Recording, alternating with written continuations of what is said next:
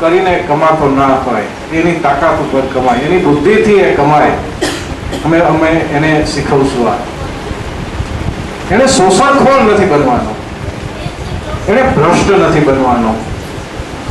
આજે તમે જુઓ છો કે સરકારી નોકરીઓમાં એટલો ભ્રષ્ટાચાર વ્યાપી ગયો છે કે આપણને ડગલે ને પગલે એક નાનકડા ગામના તલાટી પાસેથી દાખલો લેવો હોય ને તોય પૈસા વગરના કામ થાય.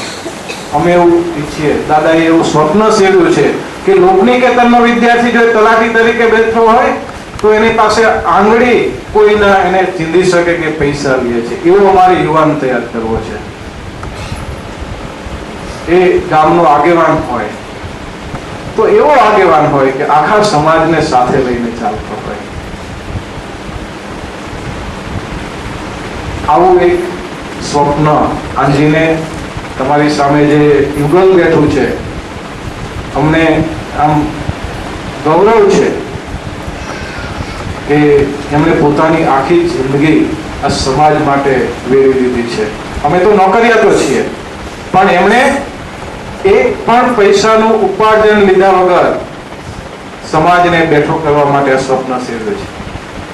આપણા બધાની ફરજ એ છે, અમારી એ ફરજ છે, અને અમે એનો પ્રયત્ન સતત કરતા રહ્યા છીએ અને સફળ એ થઈએ છીએ. સફળ થયા નથી થતા એવું નહીં. ઘણા એવા પ્રસંગો છે અમારી સામે, ઘણી બધી બાબતો એવી છે કે જે સમાજને, લોકનિકેતનનું નામ ઉજ્જવળ કરે છે. અમારે તમારા બાળકને એવું બનાવવું છે, તો એમાં ઘણી બાબતો એવી હોય છે આપણા સમાજને, બંધારણો આપણા સમાજના કારણે કે જે એના વિકાસમાં ક્યારેક નડતી હોય છે. મારે તમારી પાસેથી આ અપેક્ષા છે કે તમે અમને તક આપો તમારા બાળકને ઘડવાની. પણ અમારું જે કામ ચાલી રહ્યું છે, સંસ્થાનું જે કામ ચાલી રહ્યું છે, એ વિકાસમાં આપ સૌનો ફાળો હોય, સહયોગ હોય, એ બહુ જ મહત્વની વાત છે. વિદ્યાર્થીઓ પદયાત્રામાં જાય છે, આખા જિલ્લામાં જાય છે. બનાસકાંઠા જિલ્લાને અમે ખુલ્લી વળીએ છીએ, ફક્ત 3 દિવસમાં ફરીએ છીએ. આખા જિલ્લાના બધો જ સમાજ અમને સપોર્ટ કરે છે. ત્યારે અમે તમને પણ કહીએ છીએ કે આપણા બાળકમાં ક્યાંક વ્યસનની લત લાગી ગઈ હોય તો તમારે અમને સપોર્ટ કરવાનો છે કે વિદ્યાર્થીને એ વ્યસનમાંથી આપણે મુક્ત કરાવવાનો છે. તમે સપોર્ટ આપશો, અમે પ્રયત્ન કરશું. હું માનું છું કે અવશ્ય એમાંથી આપણે બાકાત થઈ શકશું. આપણે વિદ્યાર્થી અભ્યાસ કરતો હોય એ દરમિયાન ઘણી વખત આવા પ્રશ્નો આવે છે કે નાના નાના પ્રસંગો માટે કે ભાઈ ઘરે સાહેબ કથા છે, મોકલજો. ઘરે આવો નાનકડો એક પ્રસંગ છે, મોકલજો.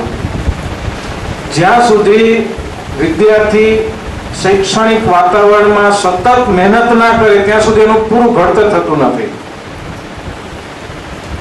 આ પાલનપુરની આર્ટ્સ, કોમર્સ, સાયન્સ કોલેજ કરતા આખી જુદા પ્રકારની કોલેજ, આ રેસિડેન્શિયલ કોલેજ છે. આ એક મોટો પરિવાર છે.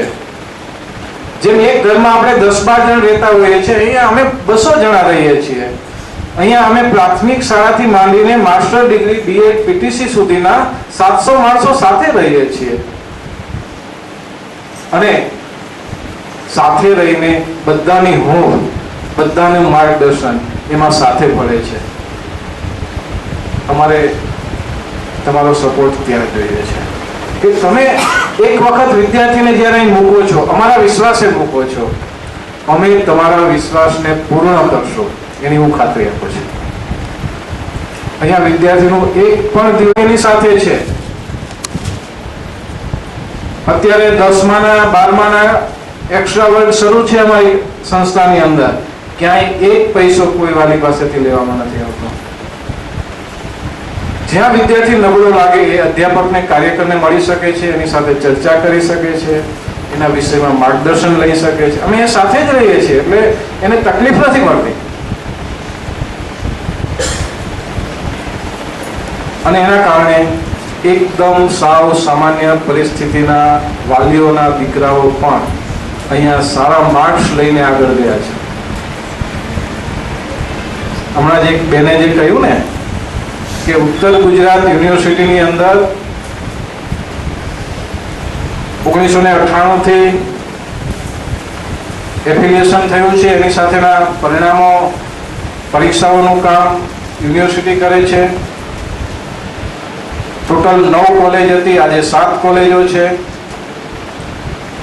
4 વખત એક જ સંસ્થાના લોકનિકેતનના જ વિદ્યાર્થીઓ છે યુનિવર્સિટી ફર્સ્ટ લાવી શક્યા છે. એમાં વિદ્યાર્થીની મહેનત છે, કાર્યકરોની મહેનત છે, સંસ્થાની મહેનત છે. અને હું તો આ વિદ્યાર્થીઓને કહું છું કે ભાઈ એક પણ વર્ષ એવું કેમ જાય કે આપણે સૌથી આગળ ના હોઈએ. આ વર્ષના ટીવાયના વિદ્યાર્થીઓને મેં કહ્યું કે દોસ્તો આપણે સાથે મળીને આ મહેનત કરવી છે કે આપણે શા માટે સૌથી આગળ ના જઈએ. એટલે અનેકવિધ પ્રવૃત્તિઓની વચ્ચે પણ આપણે સૌ આ રીતે આગળ જવાનું છે. તમારી પાસે અમારી આ અપેક્ષા છે કે તમે તમારા બાળકને અમારી સાથે રાખીને એ વધુને વધુ વિકસે એવો તમે સતત પ્રયત્ન કરજો. અમે પણ એના માટેનો મહેનત કરીએ છીએ. એમાં તમારો સહયોગ હોય એ જ સૌથી વધારે મહત્વનું છે. મારો પ્રયત્ન છે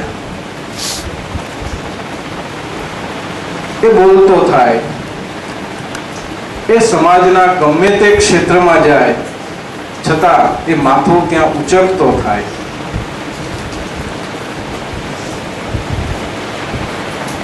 એનું વ્યક્તિત્વ છે, એને જે રસના વિષય છે એ સંગીતમાં પાવરતો થાય, રમતગમતમાં પાવરતો થાય, એ ચિત્રમાં પાવરતો થાય. અમે એને તક આપીએ છીએ. બધા જ પ્રકારની અહીંયા તક મળે છે. તમે જોયું હશે કે અહીંયા જે વિદ્યાર્થીઓ ગીતો ગાય છે ને એ વિદ્યાર્થીઓ છે. અહીંયા જે તબલા ઉપર બેઠા છે એ બધા વિદ્યાર્થીઓ છે.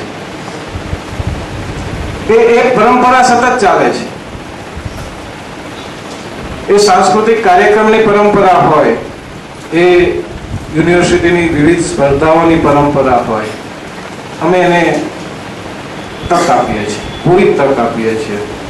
દરેક વિદ્યાર્થીએ આ તક ઝડપવાની છે. તમે જ્યારે અહીંયા આવ્યા છો ત્યારે તમે નેશનલ કક્ષા સુધી પહોંચી શકો અને ત્યાંથી તમે પ્રમાણિત થાવ એવી અમારી પોતાની અપેક્ષાઓ હોય છે. અમે મહેનત કરીએ છીએ. વિદ્યાર્થી જનરલ નોલેજમાં તૈયાર થાય, અંગ્રેજીમાં તૈયાર થાય, કોમ્પ્યુટરમાં તૈયાર થાય એવો એક અમારો પ્રયત્ન છે. અમે ઈચ્છીએ કે એક વિદ્યાર્થી અંગ્રેજી વિષય સાથે પાસ થાય. ભલે ને 12મા ધોરણમાં તમારું અંગ્રેજી ના હોય, અમારી તૈયારી છે તમને ભણાવવાની. તમે બધા જ અંગ્રેજી સાથે ટીવાય પાસ કરો. અમે એવું ઈચ્છીએ છીએ. અમે મહેનત કરવા તૈયાર છીએ. તમારે થોડીક હિંમત રાખવાની છે, થોડીક મહેનત કરવાની છે. અને જો આ દુનિયા છે ને એ કોમ્પ્યુટર વગર નહીં ચાલે હવે, અને અંગ્રેજી વગર નહીં ચાલે.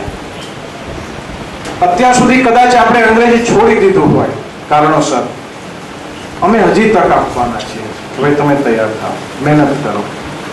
અમે તમને એકથી શીખવવાની અમારી તૈયારી છે.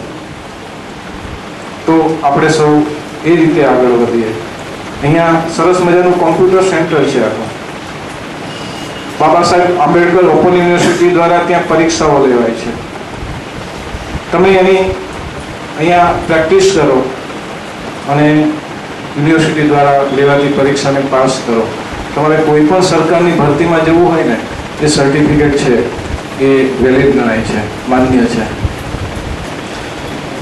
તો તમારાના સમગ્ર વિકાસ થાય એ બહુ મહત્વની વસ્તુ છે. અને તમે જુઓ છો કે અહીંયા આખા અભ્યાસક્રમ છે એ એવી રીતે અહીંયા મૂકવામાં આવ્યો છે કે જેમાં શ્રમ છે, પોતાનું કામ પોતે જ કરે છે. અહીંયા કોઈ તમને કપડાં નહીં ધોઈ દે, અહીં કોઈ તમારી ડીશ બીજા નહીં ધોવે. આપણું કામ આપણે જ કરવાનું છે. આપણા વડવાઓ છે, આપણા વાલીઓ છે, એ કરતા જ આવ્યા છે. આ તો પરદેશી અનુકરણના કારણે આપણે બધા થોડા વ્હાઇટ કોલર જોબ થઈ ગયા છીએ. આપણું કામ જાતે નથી કરતા. અહીંયા બધા સાથે મળીને કામ કરે.